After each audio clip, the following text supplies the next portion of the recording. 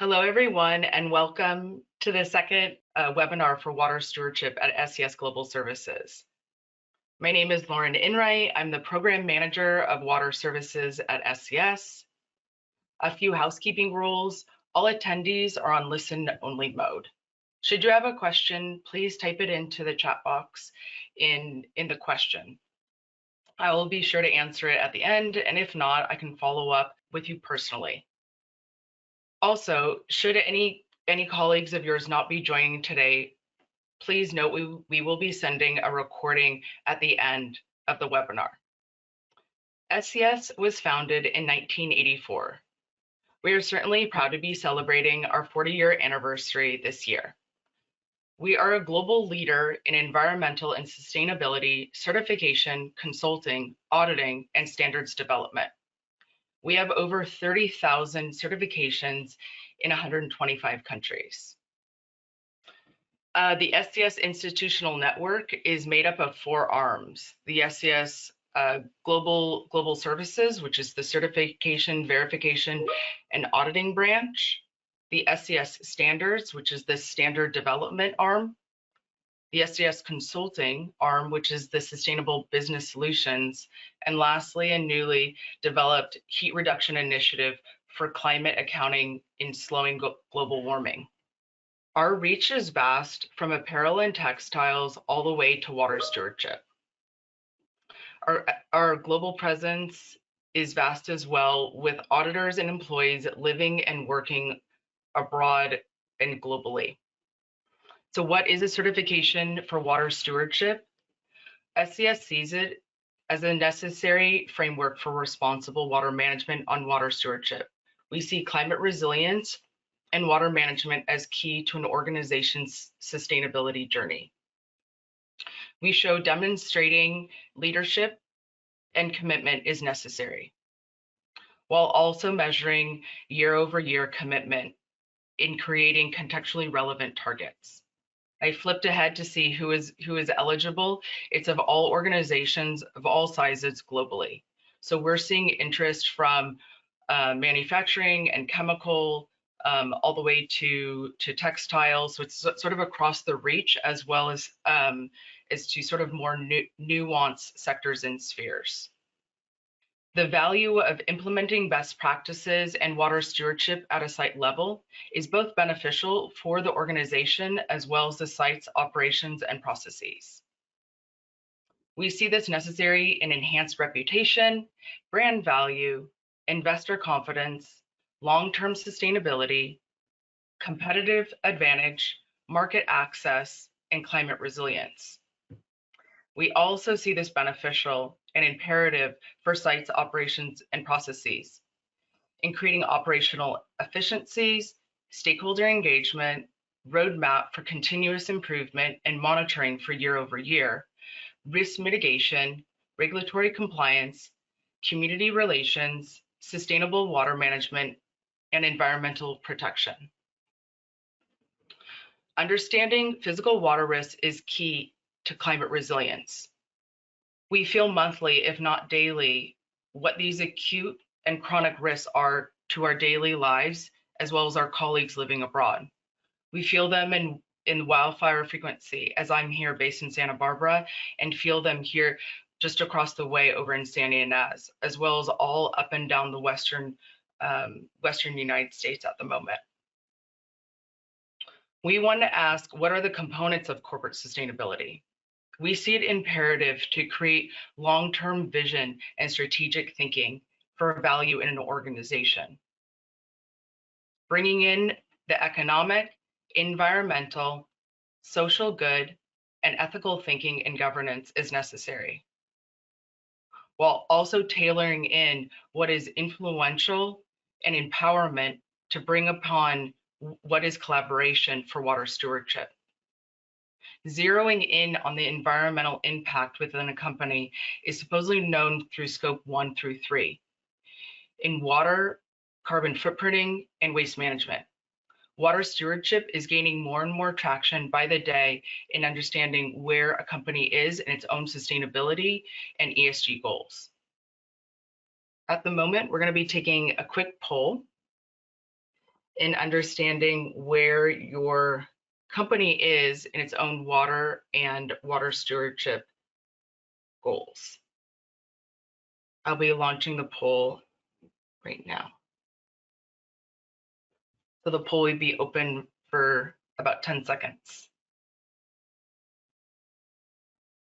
Interestingly, 80% of people engaged with the fact that their organization does have water goals or water sustainability or water stewardship within their own organization at the moment, as well as 20% voted no.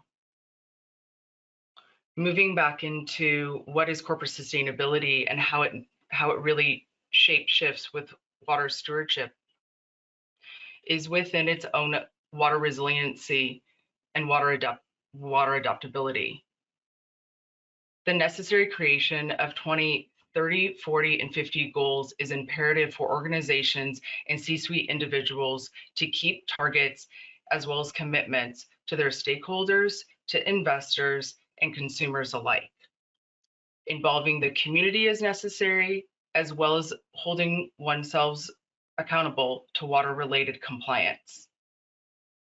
Implementing and invigorating one's own company with water and climate-related innovative technologies is necessary for water improvement and water efficiencies.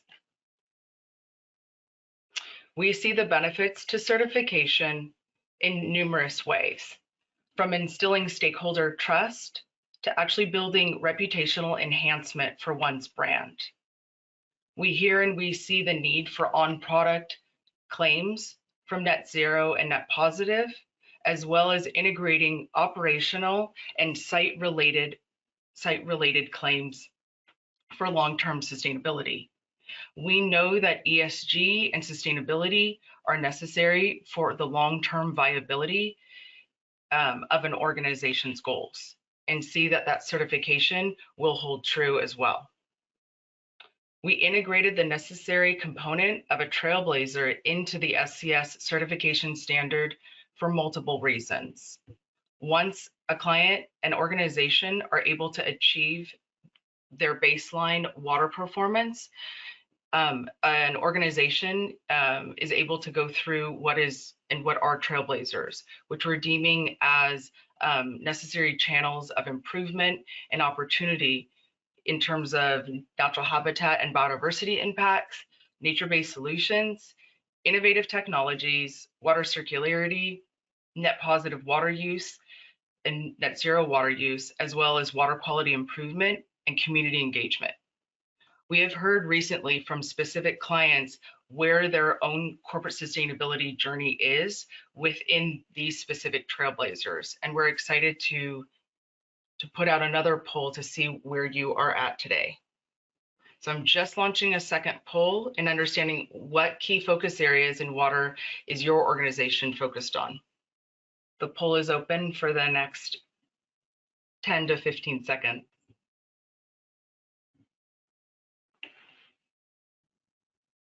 Interestingly enough, your colleagues voted 40% of that water usage is their key focus area, as well as replenishment and circularity and reuse. So it's just interesting food for thought as to where one's own journey is applicable to their own site or organization's own goals. We included these specific trailblazers because we know it's necessary for biodiversity to keep healthy watersheds. From soil erosion to creating solid vegetation and ag lands, we've known that innovating specific technologies for water efficiencies is overall going to be necessary in the next 5, 10, 15, 20 years in order to curb what we are doing now with its own water usage and our own accessibility to water, specifically to the region we are in. Achieving a certification is somewhat imperative in thinking that what is a certification in your own organization's mind? Is it something on the wall or is it something to showcase? SCS sees it also is integrating behavior change in creating trust and value among stakeholders and investors and consumers. We see that trust being built over time because the truth is actually necessary through your own water performance metrics and targets and commitments. We see this being something that is only going to grow in the future as AI becomes a huge topic, and water consumption as voted on this webinar, water usage.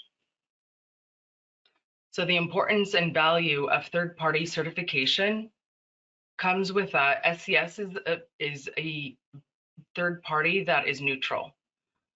We are not member-based. We are really valuing a client's understanding of their own carbon and waste and water metrics. We see it as informing decision makers in providing a competitive edge, as well as providing an objective criteria for these clients and being able to showcase them very overtly. So what is the process to water stewardship certification? On the SCS website in water stewardship, you can go ahead and complete and submit an application form. You sign and approve and get approved within SCS in our sales team along a scope of work. You complete an optional self-assessment form to help you understand where you're at and the gaps along your own water sustainability and water stewardship journey. SCS then performs a stage 1 audit, which is a pre-audit in really looking through records, documentation, and being able to then jump to a stage 2 audit and going on site. The on-site audit will be a half a day and would likely last between 4 to 6 hours max. The client and organization will then have a period of time to review and respond to any findings and non-conformities, and then SCS will be able to go ahead and deem approval once a technical reviewer has gone through and read that report. We've kept this webinar super sleek and short today, just in terms of one's own time frame, but we are looking forward to jumping into the next webinar series in September, right before New York Climate Week. So I hope to see you there, and let me know if you have any personal questions, and I will be happy to answer them. Okay, so we got a question regarding length of certification and conformance requirements. The length of validity is 3 years. So the audit starts in year 0, and then there's a surveillance audit in year 1 and year 2. And then the certification decision and recertification comes in year 3. So for any sort of further conformance requirements, tier 1 is necessary for year 0, and surveillance year 1 and 2, and monitoring for tier 2 is necessary for year 3. Trailblazers, as mentioned, are optional throughout, and I've already noticed where clients are already able to achieve a trailblazer. So as much as it's an optional component of where the actual standard is, it can easily be accomplished and achieved early on in the process. Second question, is SCS certification recognized by any stakeholder group? We received over 180 comments in our standard as far as stakeholder groups are concerned. There's many stakeholder groups that recognize us. I can sort of go offline and talk to you about them, but I don't want to sort of say anything specifically. As far as if you want to clarify the question as to what specific stakeholder group, if it's a government entity or initiatives or think tanks or NGOs, you can clarify that question if necessary. I'd be happy to answer that in depth. Question, how does a standard compare and different from the AWS standard, and why should a site pursue this standard over AWS? So as far as where the SCS standard lies is we've built this upon an ISO structure. We were given very clear marketing instructions from multiple clients across the board a few years ago, before my time at SCS, that a separate and more streamlined approach was necessary.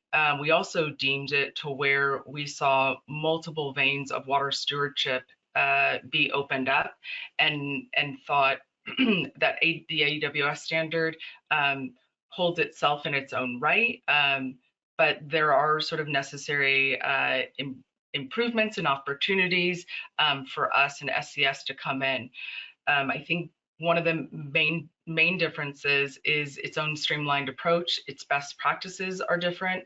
Our integration into sustainability and our reach across the board in terms of integrating what are trailblazers. So we're already working with associations in really understanding what their needs are in terms of their own clientele, as well as sector specific, and how SCS can actually play a role in having the standard stand on its own, as well as really being integral and almost invisible into other associations and sectors and other sector specific standards.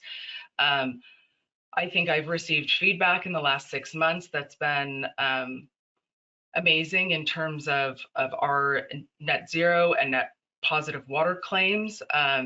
In pushing forward what is water quality, I have worked with water experts across the board in the last 10 to 12 months regarding what are current and real and relevant and really non-regulating indicators that are necessary for companies and organizations to be able to look very progressively at water quality indicators. I think including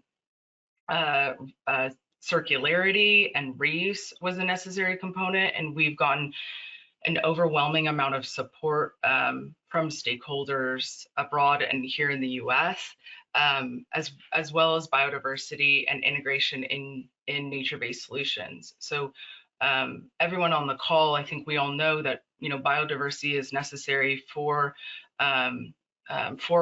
healthy watersheds and flow rate management, and being able to curb and sequester carbon, integrating nature-based solutions. So I think we're seeing it in more of a nuanced way, in integrating what is water stewardship really into the larger climate and resilience story. But please let me know if you have other questions as well, as if I didn't answer that specifically. And one last question, just around why the trailblazers that we input.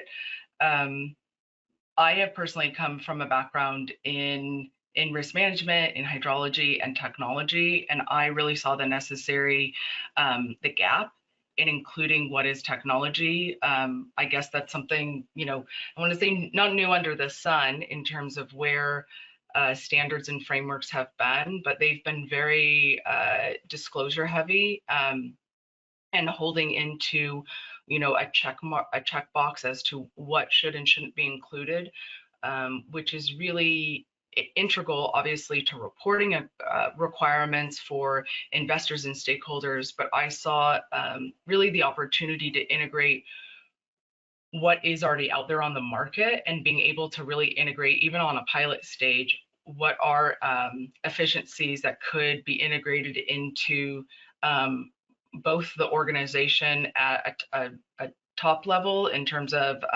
new software as a service, all the way down into the site, and really looking at sensors and monitoring.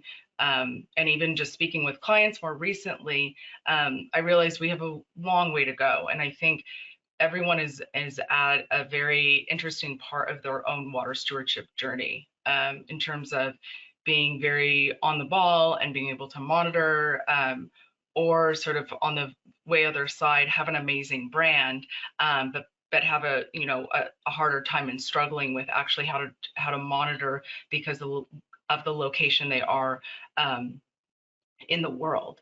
So I really saw sort of integrating innovative technologies as necessary, as well as community engagement. And I think community engagement was key and has been key at SCS in terms of really being able to go, okay, you can look abroad and to your neighbors and upstream and downstream, but what is actually happening right outside your site?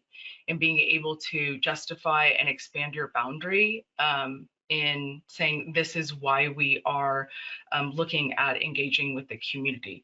Obviously, it's very much water focused, but looking at it in terms of air quality or waste is also, top of mind as well, if that's really relevant to the risk assessment as far as your organization is taking. And one last question around WAVE. SCS has a partnership with the Water Council. We are their verifier to their enterprise-wide WAVE program, which is a fantastic program that we've seen a number of different organizations go through in the last several years. So we're proud to be partners with them. As far as the difference between WAVE and this specific certification standard is that WAVE is an enterprise-wide. So WAVE does a fantastic job of looking at an organization's, say, 500 sites or 100 sites and be able to go, what are those deemed priority sites? And just even recently speaking with clients and helping them and going, and gearing them towards the fact that it doesn't need to be all 500 sites. Where are their water usage at 60 to 80%, and being able internally for them to decide through a risk assessment and an implementation guide that the Water Council has provided through the WAVE program, and then be able to prioritize what are those, say, 15 sites or 10 sites, that then being able to really drill down and understand their water quality, quantity, accessibility, etc. And even from there, we've seen then the interest for them to then prioritize 1 or 2 sites to become certified. So at this point, I'm going to end the webinar. If there is any other questions, please let me know. But I don't see any other questions here on the webinar, but I'm very pleased everyone joined today. I know it's very hot where everyone is, so I just hope you have a good rest of your summer, and we will see you in probably mid-September for the 3rd webinar right before New York Climate Week. Thank you so much.